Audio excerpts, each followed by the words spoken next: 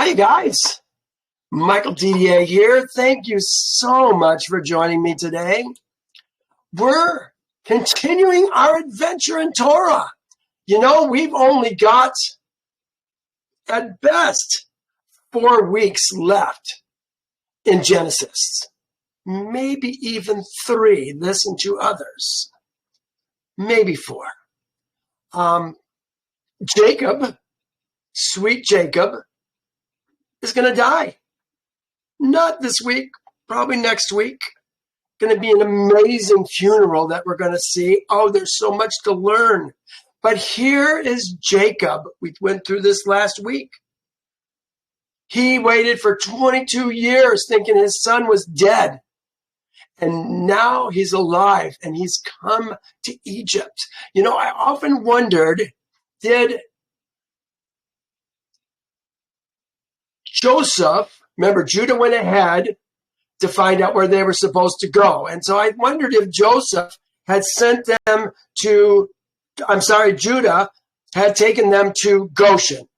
And it just didn't fit well with me as far as the greeting that we saw. Because last week we saw, I'm going to just read the last few verses of this chapter, or the portion that we went through last week. It says, and Jacob said unto Judah, who is the man whom I see in the camp of Egypt, dressed in kingly robes, with a very fine garment upon him and a royal crown upon his head, who has alighted from his chariot and is coming towards us? Judah answered his father, saying, he is thy son, Joseph, the king. Oh, thank you, Father.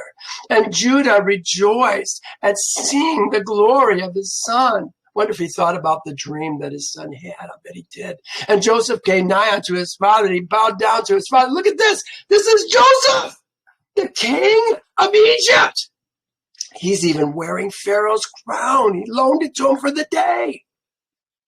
Bowing down to Jacob.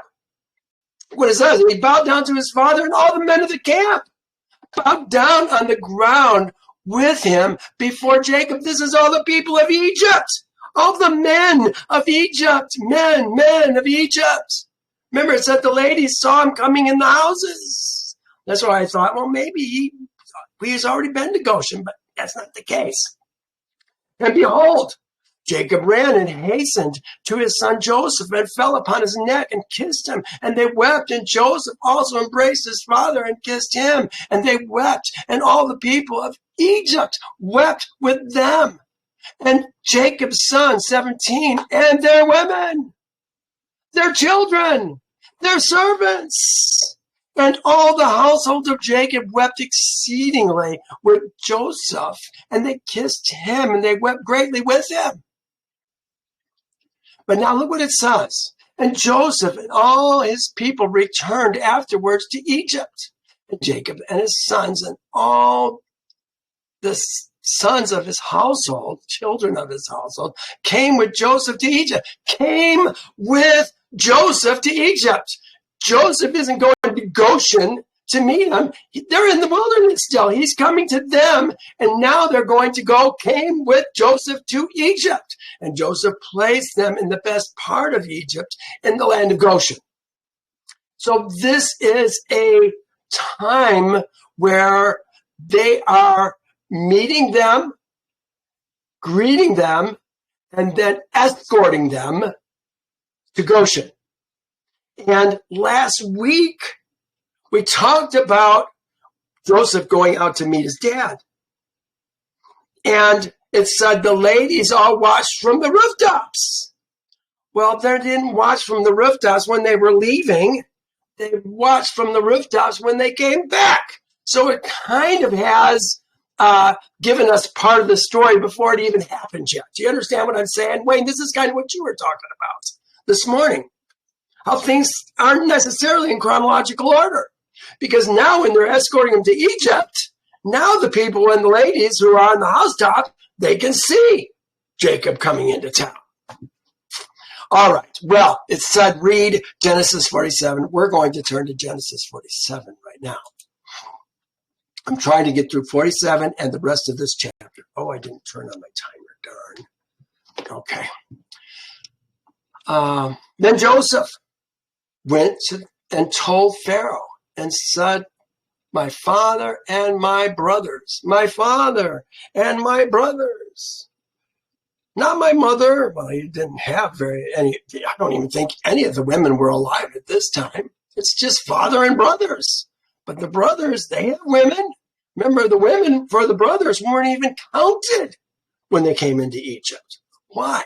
Because they are them, bone of their bone, flesh of their flesh. They're not separate entities. They are them. Oh, people can't even have ears to hear that.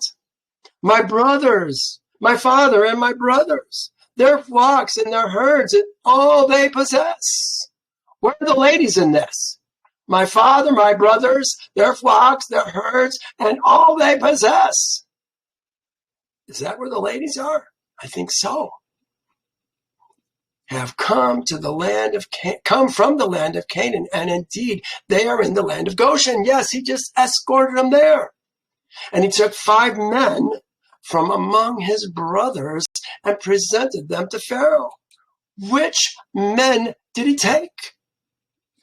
Doesn't tell us. But Yasher tells us, look what it says in Yasher.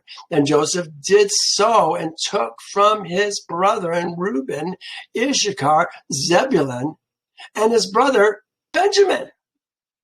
Well, that's only 4. And placed them before Pharaoh. 3 of Leah's sons, 1 of Rachel's sons. And Jacob. Got to count Jacob. I think it's interesting who he didn't bring before Pharaoh. Could it be that Simeon, Levi, and Judah, the toughest fighters, the ones who are about ready to tear apart the town, when they wouldn't give Benjamin back to them? You think maybe they left them on purpose? I think maybe they did.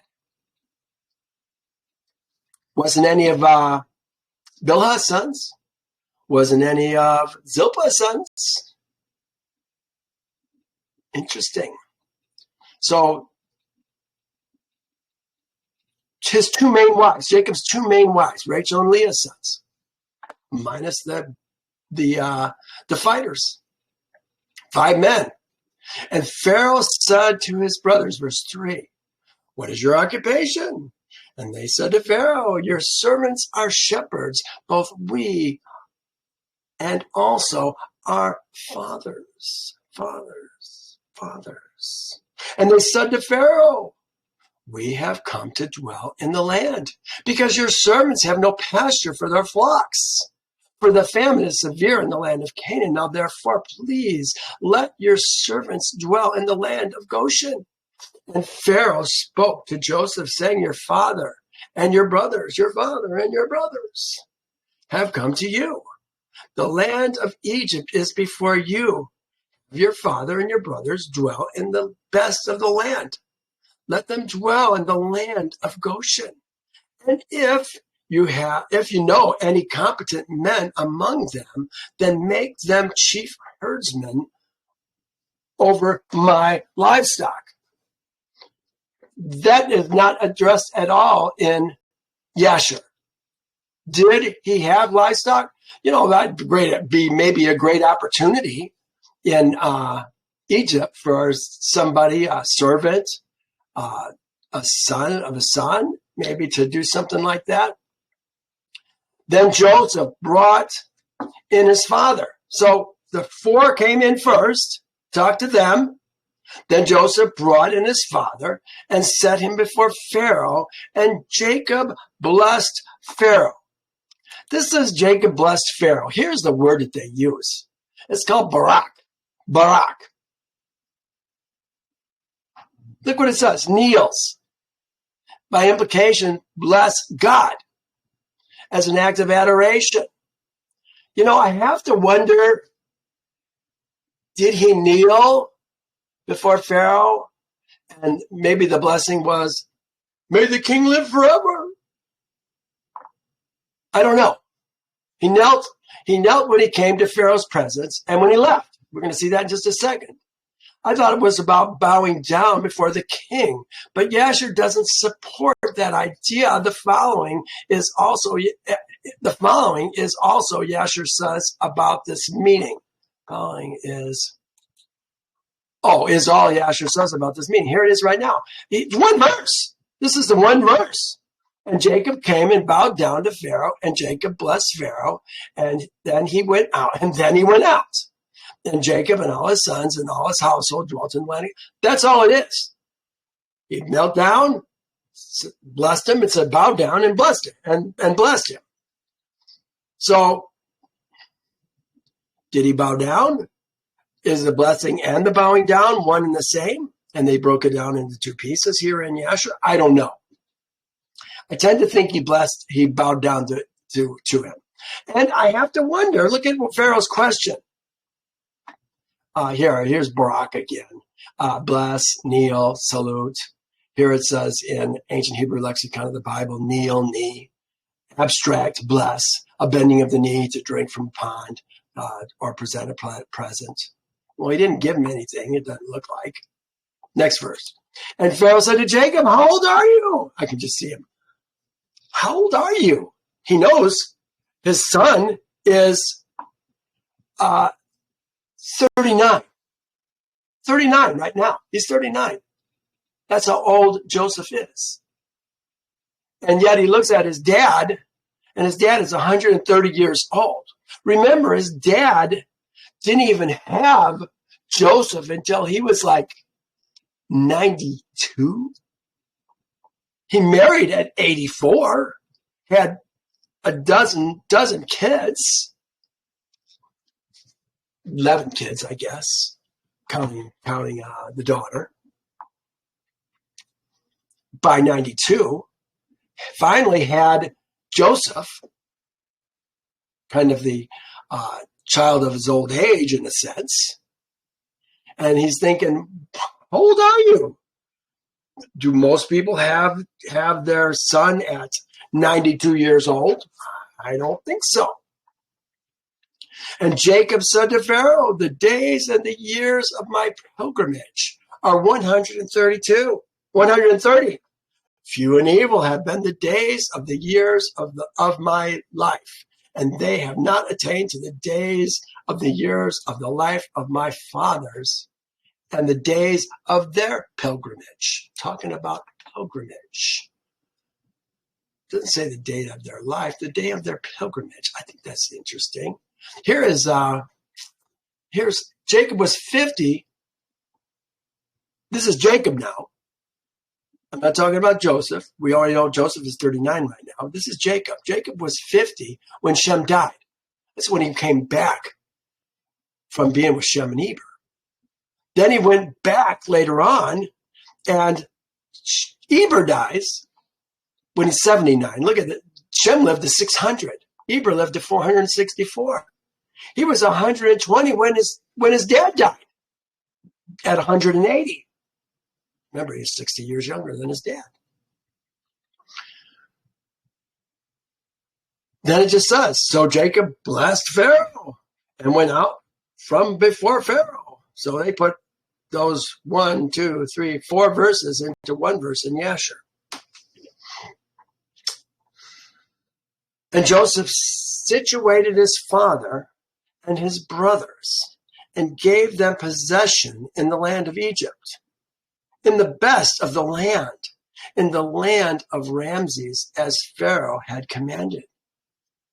Then Joseph provided his father, his brothers, and all of his father's household with bread, according to the number in their families.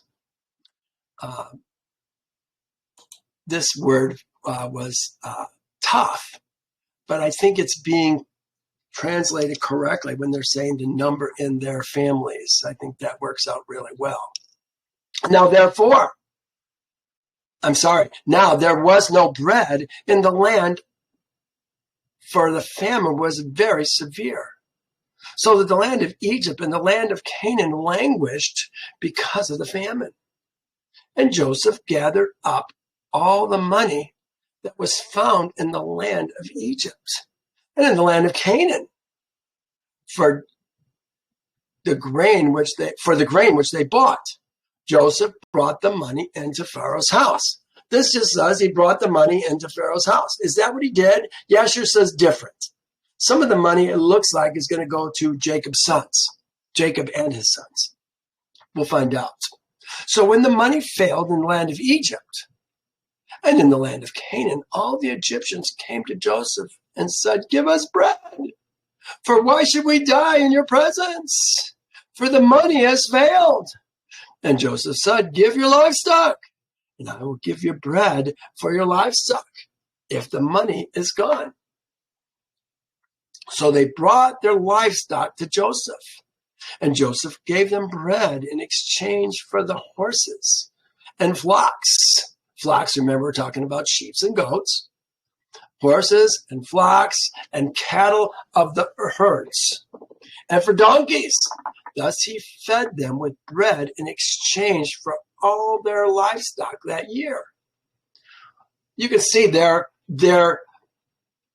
life essence is dwindling down in this flood, in this famine, I mean.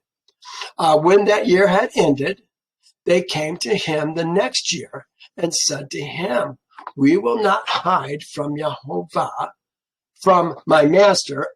We will not hide from my master, our master, that our money is gone. Our master also has our herds and livestock. There is nothing left in the sight of my master, our master, but our bodies and lands." They go on, "Why should we die before your eyes? We and all our land. Buy us and our land for bread, and we and our land will be your servants to Pharaoh." You know, the land that they, or the word that they use here for servants, where is it? Right here. I should highlight this. This is not women. This is Evadim. There are no women Evadim. These are all men servants. An Evadim, an Eved, is a man servant. Evadim are men servants, not ladies. Give us seed.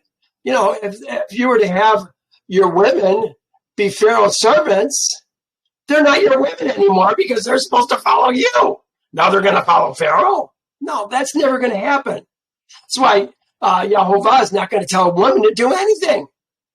What does he tell a woman to do? Your desire shall be for your man, and he shall rule over you. No. If we're going to have our women, even our women following the world, we're out of order. Women follow their man. We've got to get our lives right before Yehovah by understanding the duties and responsibilities of a man and the duties and responsibilities for a woman. Well, let me finish. Our land. We and our land will be servants to Pharaoh. Give us seed that we may live and not die, that the land may not be desolate. Then Joseph bought all the land of Egypt for Pharaoh, for every man. There it is, man, not ladies, man. Look at the word, ish. There's no lady ishes.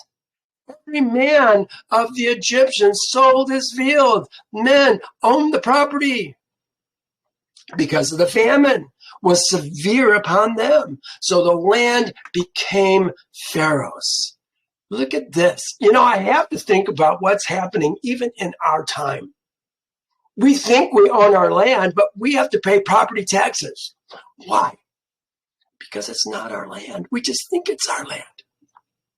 Well, would I loan it free and clear? Well, how come you're still paying taxes? Because it's not your land. No, it's been stolen from you. Then Joseph bought all the land of Egypt for Pharaoh, For every man of the Egyptians sold his field because the famine was severe upon them. So the land became Pharaoh's. And all the people, he moved them into the cities. What people did he move? The men people. The female people came with their men people. They moved them into the cities. What does that sound like? Does that sound like a 15-minute city, perhaps? From one end of the borders of Egypt to another. The land is Pharaoh's. He's moving the people into the cities. Sure sounds like what's going on around now. Only the land of the priests he did not buy. For the priests had rations allotted to them by Pharaoh, and they ate their rations which Pharaoh gave them. Therefore they did not sell their lands. Then Joseph said to the people, Indeed, I have bought you and your land this day for Pharaoh. Look, here is seed for you. You shall sow in the land, and it shall come to pass at the harvest that you shall give 1/5, 20% to Pharaoh. 4/5 you shall be yours as seed for the field and for your food, for those of your households, and as food for your little ones, your tough. That's a pretty good deal. They're only paying 40%. How much do we pay? 40, 30, 40, 50%? Plus other taxes? So they said, You have saved our lives. They're grateful. Let us find favor in the sight of my master, our master, and we will be Pharaoh's servants. There's the same word again. Avadim. And Joseph made a law over the land of Egypt, made it law over the land of Egypt to this day, that Pharaoh should have 1/5, except for the land of the priests, which did not become Pharaoh's.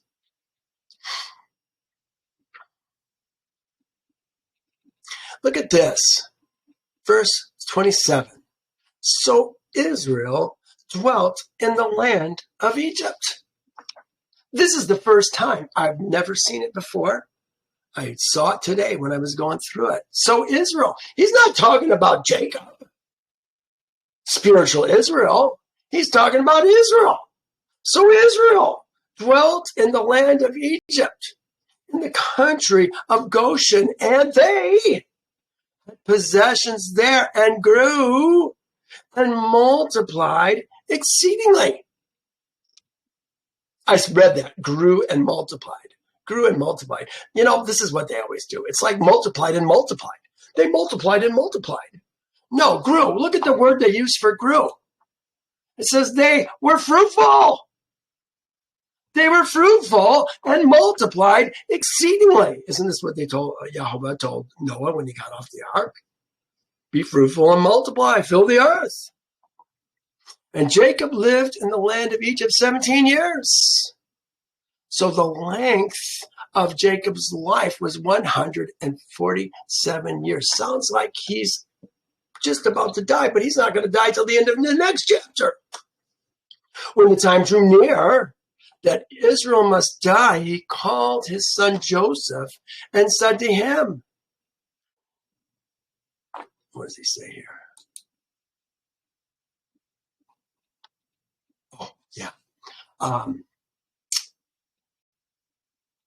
Now, when the time was near that Israel must die, he called his son Joseph and said to him, Now, if I have found favor in your sight, please put your hand under my thigh and deal kindly and truly with me.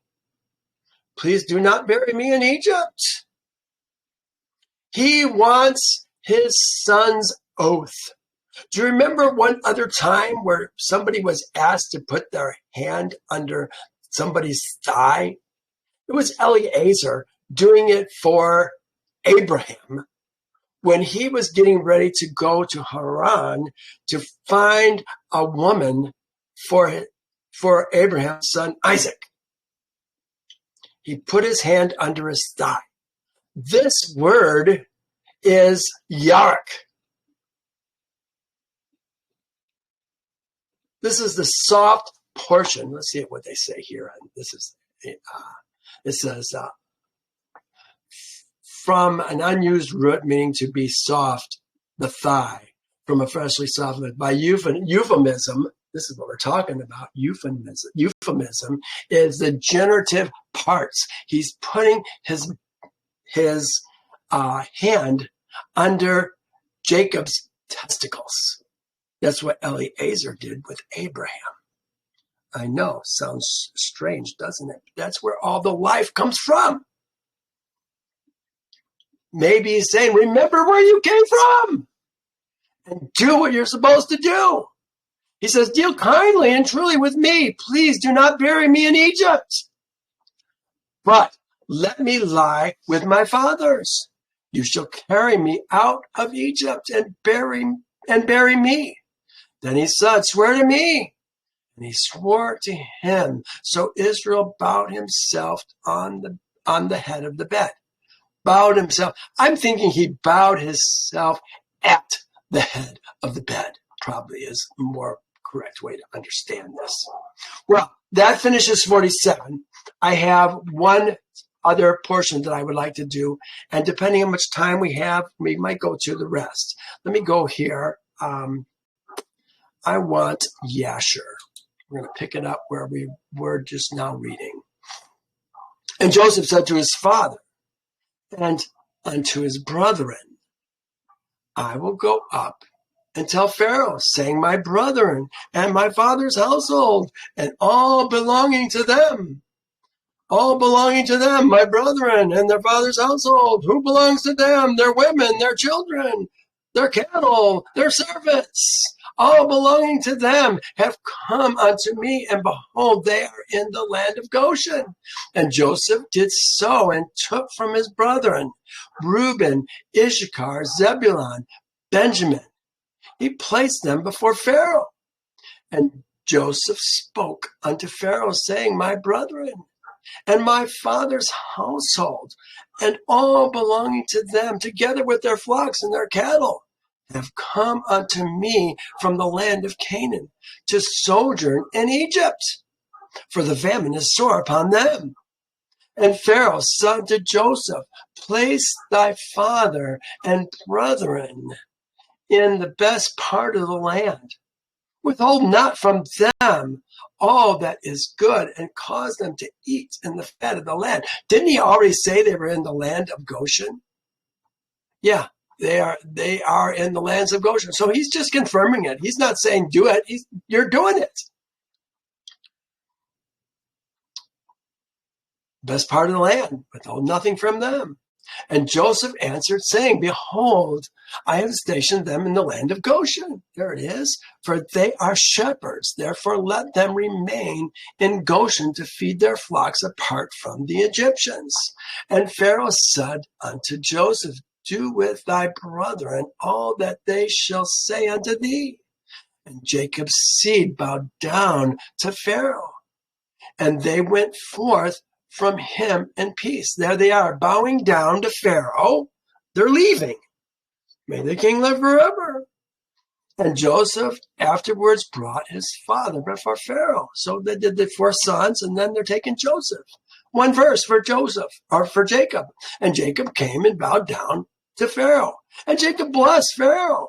And he then went out, and Jacob and all his sons and all his household dwelt in the land of Goshen.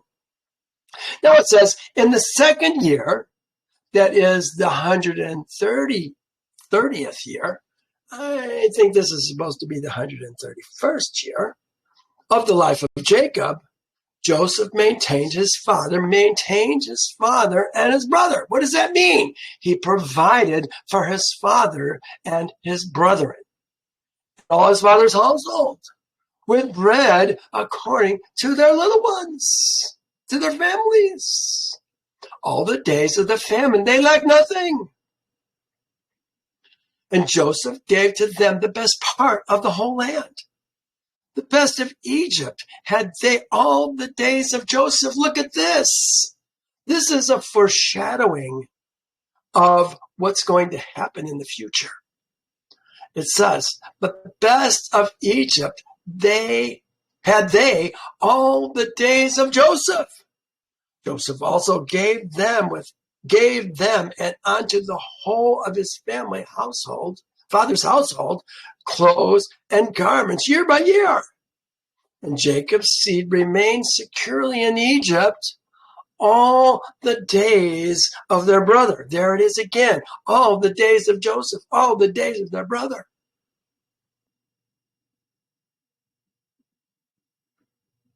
Very interesting. And Jacob always ate. Look at this. And Jacob always ate at Jacob's table. Then Joseph provided his father, his brother, and all his father's household bread according to the number of their families. Did he eat literally at Jacob's table? Or is that just a way of saying that Jacob and his sons were taken care of by Joseph? Jacob always ate at Joseph's table. Jacob and his sons did not leave Joseph's table day or night. They didn't live in the same place. Goshen is a ways away from where Joseph's at. Besides what Jacob's sons, consumed in their households. Probably seed. Doesn't say sons. Consumed in their houses. And all Egypt ate bread during the days of the famine. From where? From the house of Joseph. From Joseph's table, do you think? For all the Egyptians sold all belonging to them on account of the famine. And Joseph purchased all the lands and fields of Egypt for bread on account of Pharaoh. And Joseph supplied all Egypt with bread all the days of the famine. And Joseph collected all the silver and gold that came unto him for the corn which they bought throughout the land. And he accumulated much gold and silver, besides an immense quantity of onyx stones, bdellium, and valuable garments, which they brought unto Joseph from every part of the land when their money was spent. You know, I have to think, where did Joseph get the grain? Did he grow the grain? Or did the people of Egypt grow the grain and Joseph took part of it? Were they paid? The people of Egypt paid for what they sold to Joseph? Or did he just get it and now they have to pay to get it back? I've always wondered about that. I don't know. It says, and Joseph took all the silver and gold that came into his hand, about 72 talents of gold and silver. A talent, as I've done my research, turns out to be about 75 pounds. So it was 75 pounds per talent. I don't know if that math works out right. I think it does. And all the onyx stones and the bdellium in great abundance. There was a lot. That's a lot of gold when we're talking about 540 pounds. That's almost a ton and a half. And Jacob went and concealed them in 4 parts. He concealed one in the wilderness near the Red Sea, one by the river Parath. I don't know where that is. A third and a fourth part he concealed in the desert opposite the wilderness of Persia, way up north, and Media, kind of to the east of Israel, I would guess. And he took part of the gold and silver that was left and gave it unto all his brothers and unto all his father's household and unto all the women of his father's household. That surprises me that they would say that. And the rest he brought to the house of Pharaoh, about 20 talents of gold and silver. So Pharaoh got of the 5,400 pounds, he got 1,500 pounds. And Joseph gave all the gold and silver that was left unto Pharaoh. And Pharaoh placed it in his treasury. And the days of the famine ceased after that in the land. And they sowed and reaped in the land. And they obtained their usual quantity year by year. They lacked nothing.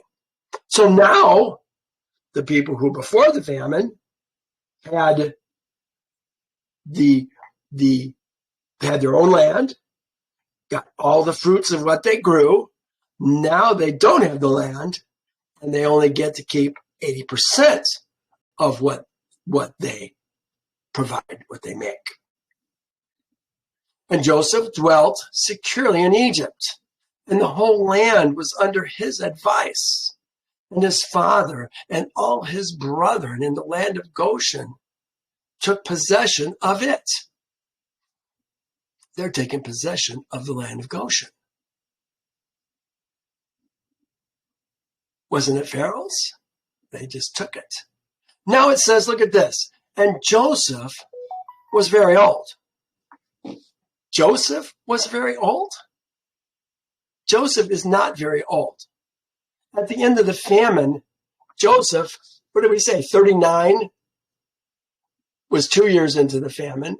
He's maybe, it was 7-year famine, 5 years, 30, 39, 43, 44. He's not old at all. Was very aged. Jacob dies at 47. Oh, look, I put Joseph is about 56. I did that. Now I know why I put 44 to 56, because I just did the numbers for 44, didn't I? 44, because it was after the famine was done.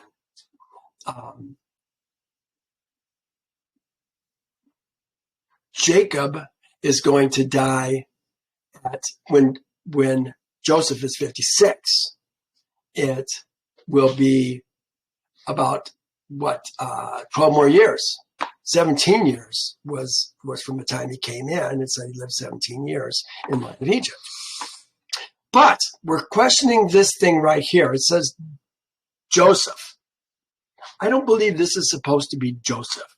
I believe this is supposed to be Jacob. And I'll bet you it actually said Jacob in the text. And the translators translated as Joseph because they read his 2 sons. But they forgot something very important. Whose sons are Ephraim and Manasseh? There it is. His 2 sons, Ephraim and Manasseh. And look at it's Ephraim first, and then Manasseh. Oh, this is so very interesting. We're going to go over this next week. We'll see how much time we have. Maybe we can go over part of it even today. His 2 sons, Ephraim and Manasseh, remained constantly. This is Jacob, was very aged, advanced in days, and his 2 sons, Ephraim and Manasseh, remained constantly in the house of Jacob. Why? Together with Jacob's sons, their brethren, to learn the ways of Yehovah and his laws. Look what it says right here. Jacob adopted the boys as his own sons. They were included among Jacob's sons, Israel's seed. Look what it says, verse 48, 5 through 6. And now your 2 sons, we're going to go over this next time, maybe today. We'll see how much time we have. And now your 2 sons, from Manasseh, who were born to you in the land of Egypt. Remember, Manasseh came out first. They're twins. Who were born to you in the land of Egypt, before I came to you in Egypt are mine. Ephraim and Manasseh are mine. As Reuben and Simeon, they shall be mine. So does it make sense when we're looking about here that Jacob was very aged, advanced in years with his sons? Yes, they are his sons. Your offspring, who you beget after them, beget after them, shall be yours. They will be called by the names of their brothers, this is Ephraim and Manasseh, in their inheritance. Remember, Joseph got the birthright. He got the double portion. I think he's also going to get the blessing in that he's going to be called the Melchizedek. His father's the Melchizedek right now. Highest authority in Yehovah's kingdom at this point. Shem, Eber, Isaac are all gone. It's up to Jacob. Jacob's going to pass it down to Joseph. Then it's going to disappear for a little while, and we're going to end up being in the hands of Moses. Ooh, that's an interesting story too. Look at this. Joseph got the birthright, the double portion. So there are 13 tribes in Israel. There were 12 tribes. Joseph got the double portion, so he's out of it. Ephraim and Manasseh took his spot, got the double portion. This will be demonstrated by how Jacob's fire is carried and how Israel marched and camped in the wilderness. Oh, so interesting. Remember we were talking earlier about, how did they say it? They said, here it is right here. Let's go back. They said,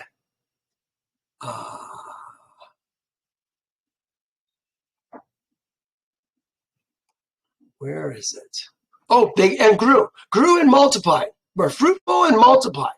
This is before the 47 years are up that Joseph is doing this. So we're talking about this time period right now when they're growing, being fruitful and multiplying.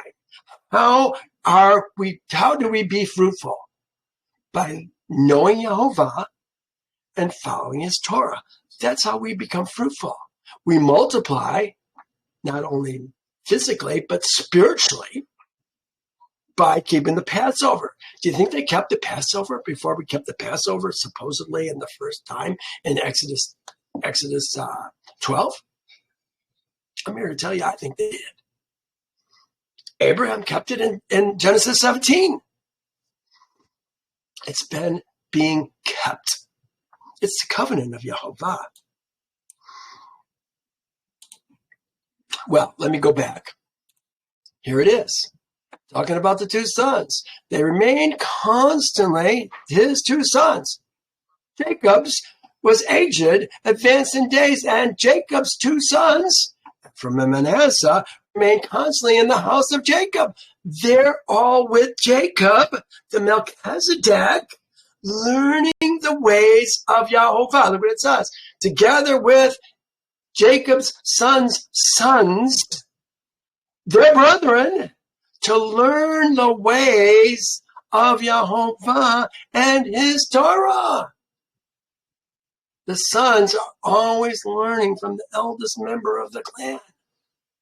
I want to have and raise sons so that I can teach them the ways of Yehovah. And if these medbeds are correct, and I can add 30 years to my life a couple times, I'll have plenty of time to do that. Well, look at the last verse.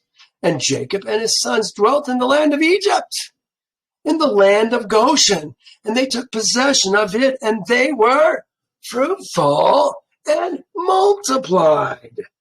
Do you see how this fits together?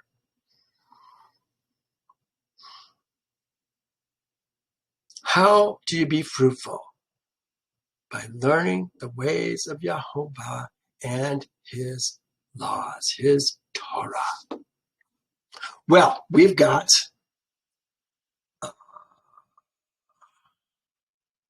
what do I do? Oh, come on. Well, I have no idea. Oh, there's my stopwatch. 39 minutes. Maybe, I want to go a little bit further. If you don't mind, we're only 39 minutes into this. Maybe I started a little bit late. Maybe we're 45 minutes into this. But let me go for just another maybe 20 minutes. Would that be okay with you guys? I want to go and read Genesis 48 because we kind of talked a little bit about this. I think it's so interesting that I want you to see this. Normally I like to go chapter to chapter, but we're going to do this today. We're going to be doing a partial chapter. Now it came to pass after these things that Joseph was told, indeed, your father is sick. Well, it made it sound like in the last verse that he was on his way out. And Jacob lived in the land of Egypt 17 years. So the length of Jacob's life was 147. Well, he hasn't died yet because here we are. Now his father is sick. Indeed, your father is sick. And he took with him his 2 sons. Now, this is talking about Joseph taking with him his 2 sons. Well, this is before Jacob takes Ephraim and Manasseh as his sons. We're going to see it right here. And Jacob was told, look, Israel's 47, Jacob's boys, Joseph's boys, how old are Ephraim and Manasseh? They were 5. Remember, Manasseh did some amazing feats when Israel's seed came into Egypt the first time. We're going to talk about that in a minute. So now it's been 17 years. So they were 5 plus 22 or plus 17. That makes them at least 22 years old, maybe 23. Kind of give you a ballpark. Jacob was told, look, your sons, Joseph is coming to you. Look at, here it says, and Jacob was told, look, your son Joseph is coming to you. And Israel strengthened himself and sat up in the bed. Here's the sickly Jacob who's strengthening himself as Israel. He's got work to do. Sat up in bed. Look what he says. Or let me see what my note says. Jacob tends to be the earthly man. Well, Israel is a spiritual man. The earthly man, Jacob, is in his deathbed in Egypt. Yet it is Israel, the spiritual man, who strengthens himself for the purpose of blessing his sons. His sons. Not Joseph's sons, his sons. And Jacob said to Joseph, Elohim Almighty. This is only used 4 times in Torah.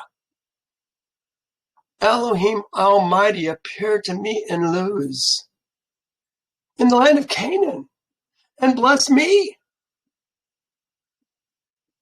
Let me just read a little bit about this. This is the time that he got blessed.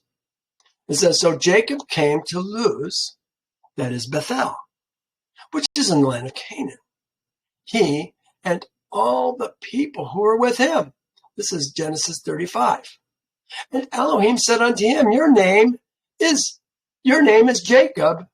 Your name shall not be called Jacob anymore, but Israel shall be your name.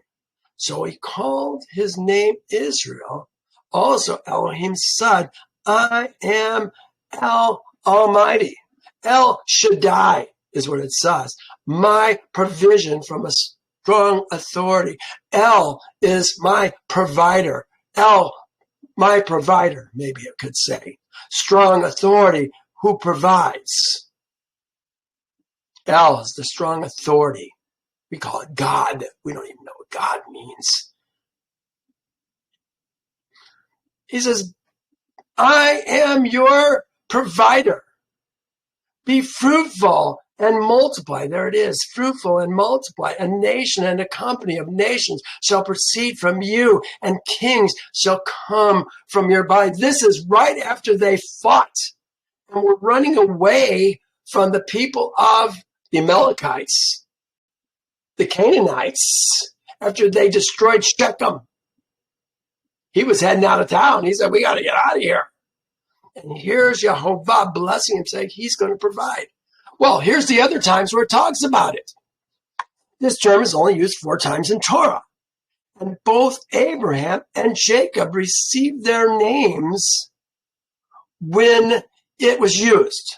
So we just read the one from Jacob. He just got named Israel. Here's the one from, that was this one here. Now here's the one from Abraham.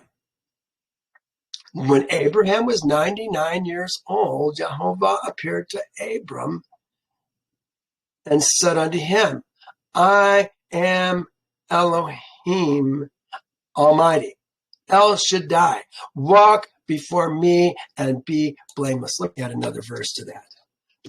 Let's see what the rest of it said. I will make a covenant between me and you, and will multiply you exceedingly. I'm going to go a little bit further. I want to see where it gets his name, because we said it was going to. Oh, maybe that's this one right here. Here it is, right here. 2 verses. I need to go further.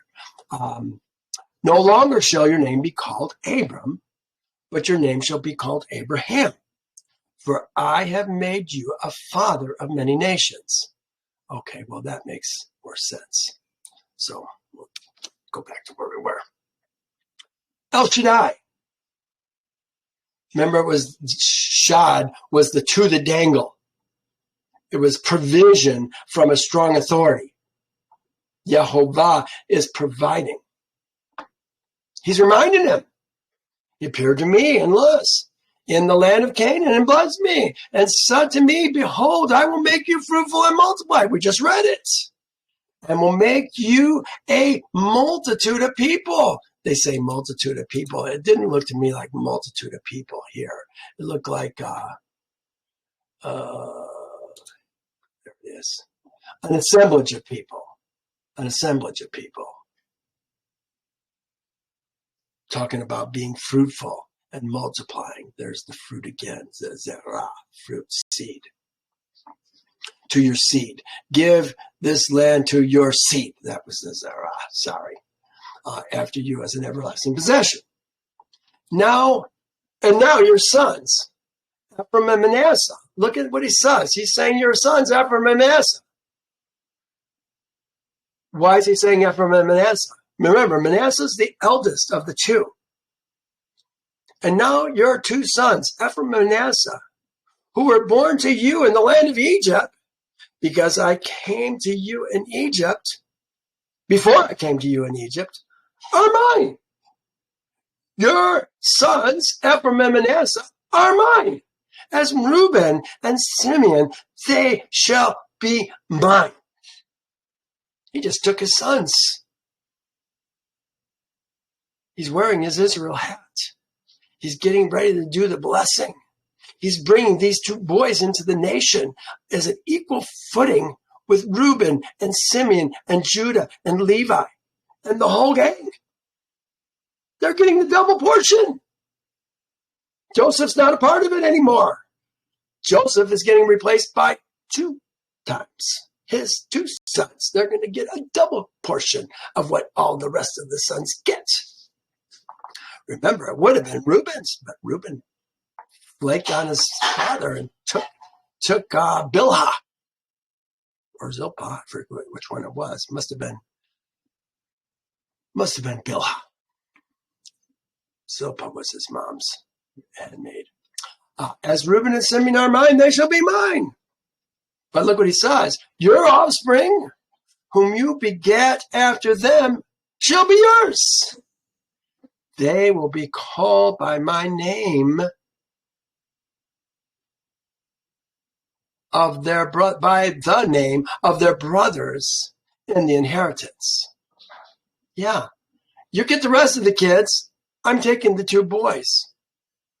Well, I guess I can go a little further. Maybe we can finish this chapter.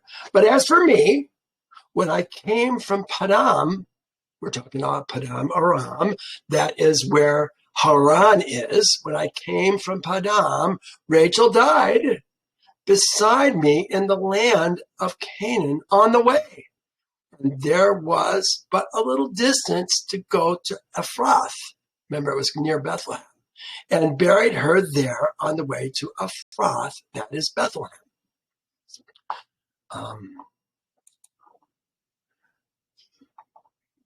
36 says that Rachel was 45 and Jacob was 100 when she died. Remember, he took her when she was 28.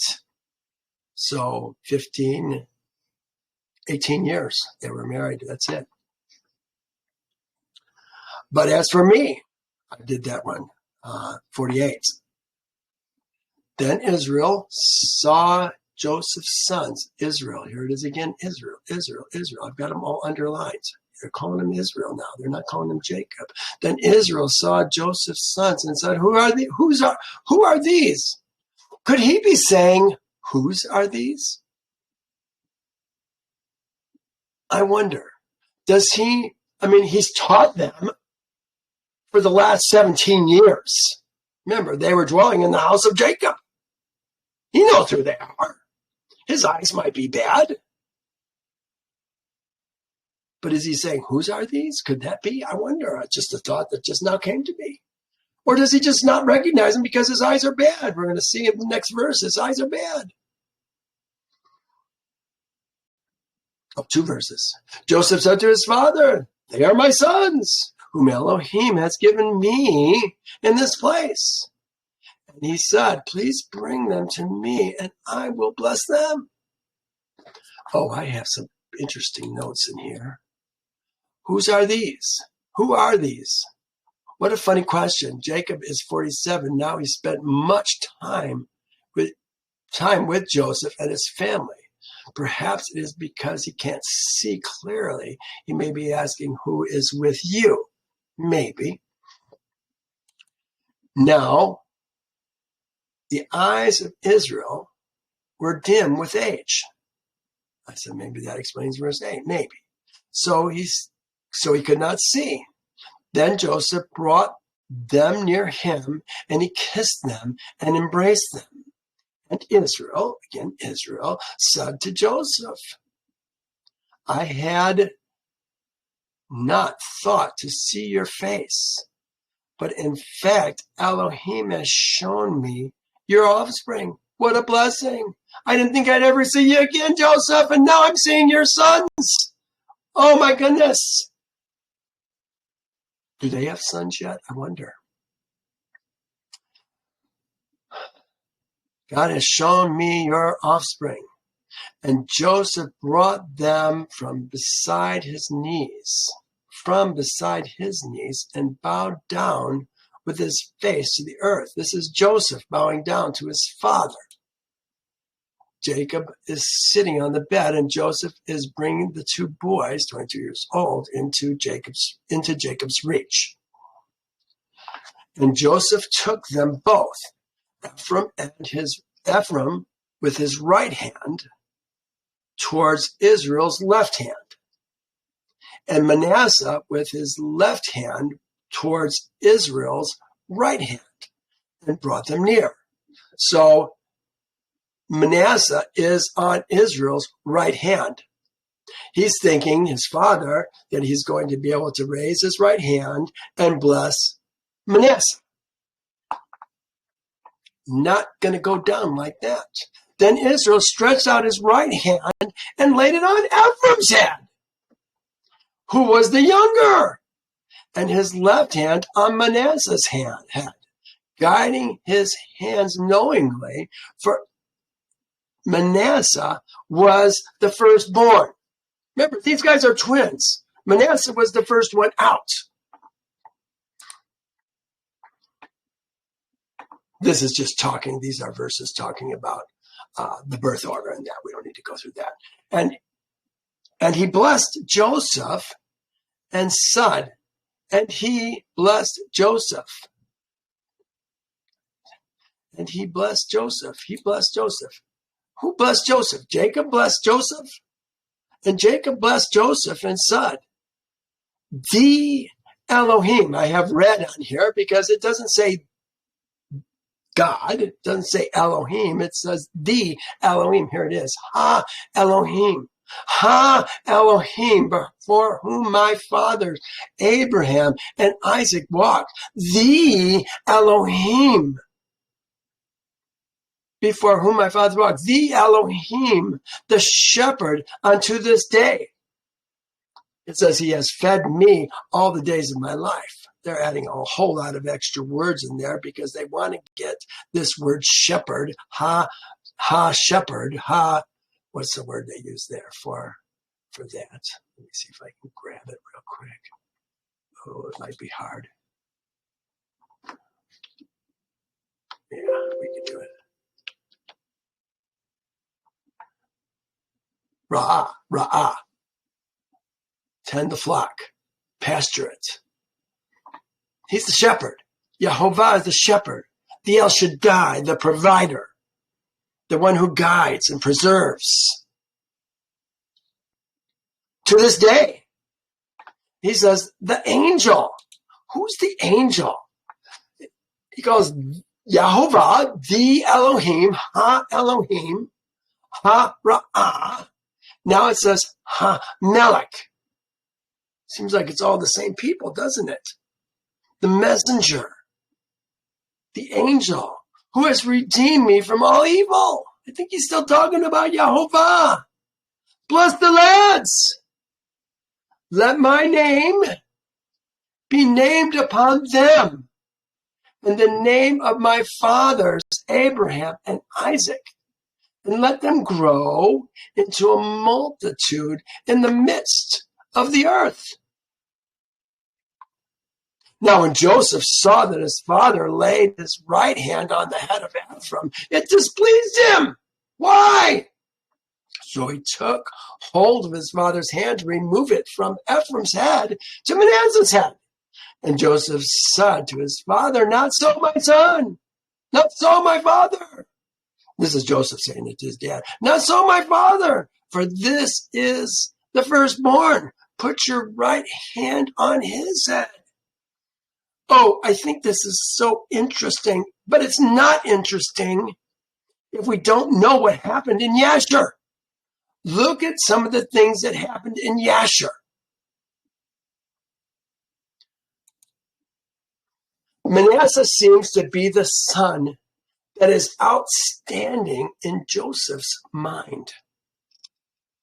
You know, remember when we read in must be like 17 of Genesis, getting introduced to Jacob and Esau.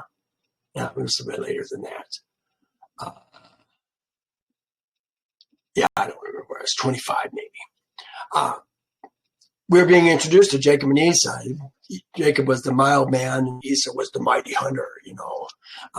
This is kind of where we're at with Manasseh, firstborn, secondborn. Manasseh seems to be the son that is outstanding in Joseph's mind. Remember, it was Manasseh at age 4 or 5 years old who subdued Simeon, almost 23 years old or older, the first time Jacob's seed came to Egypt. He grabbed him and pulled him aside. It was Manasseh, 5 or 6 years old, who did what Judah did in crushing the very large stone when Jacob's seed were getting ready to destroy Egypt. And it was Manasseh at 5 or 6 years old who put his hand on Judah's shoulder and calmed him. Remember, Judah said, this can only be one of Jacob's seed, one of our brethren. Now Ephraim, the second born, once again gets the blessing over the older brother. You know, I really think there's a shadow picture going on here. Firstborn, secondborn, the man of the flesh versus the man of the spirit. I think this is what we're looking at. There's a shadow picture that Yehovah is driving in, and Israel, not Jacob, is able to guide us into this understanding. Let me continue. He says, but his father refused and said, I know, my son, I know. He also shall become a people And he also shall be great, but truly his younger brother shall be greater than he is.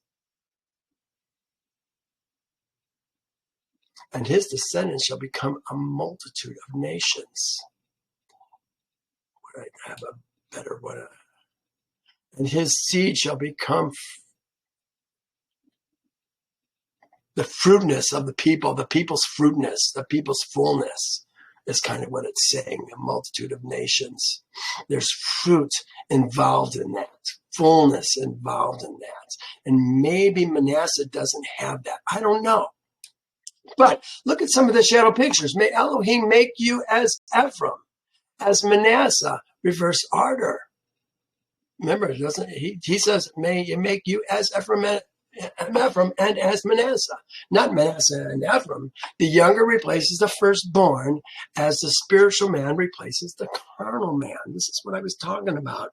Isaac replaced Ishmael. Ishmael was the firstborn of Abraham. Jacob replaced Esau, the firstborn. Joseph replaced Reuben. Remember, Joseph received the blessing, which usually goes to the firstborn and the birthright. And the birthright. Joseph's sons each receive an equal portion, with Jacob's sons giving Joseph a double portion. Remember, Joseph's sons are Jacob's sons in a sense. Ephraim replaces Manasseh as the firstborn. Kohath replaces Gershom as the firstborn.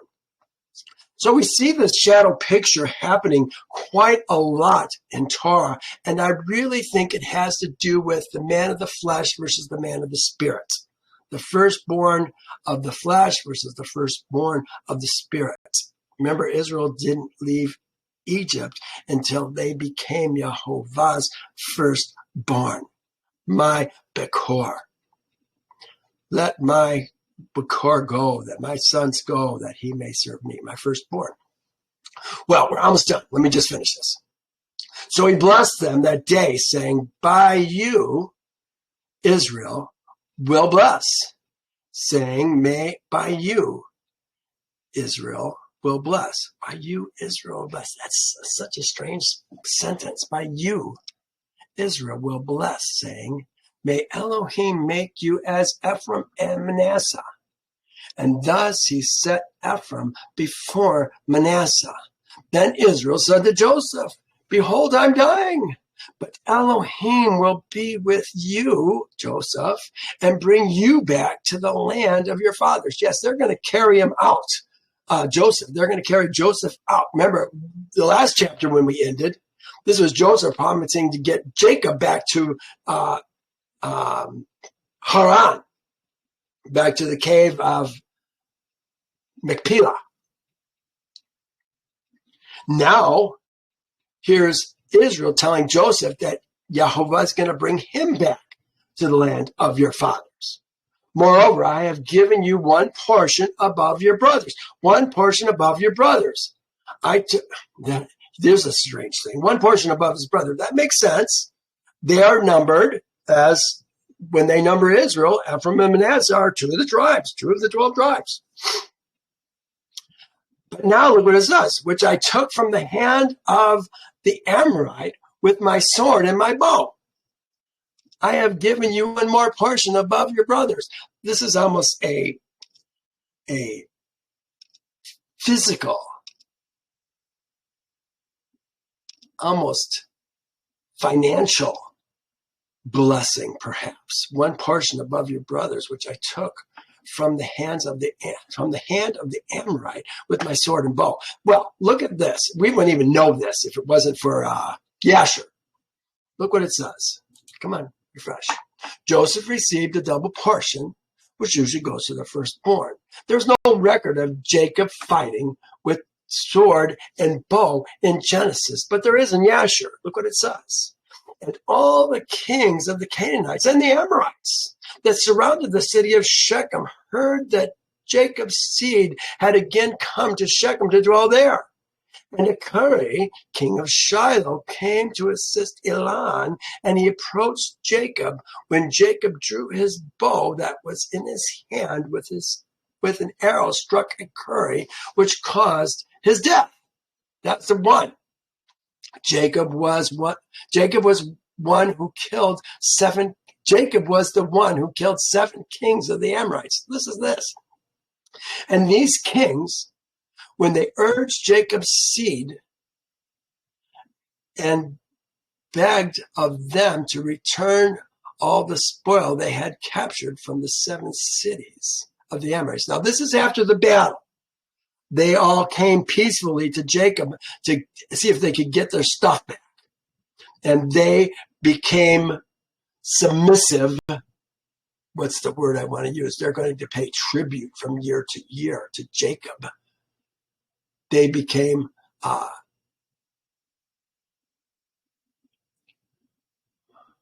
what's the word I want? Fealty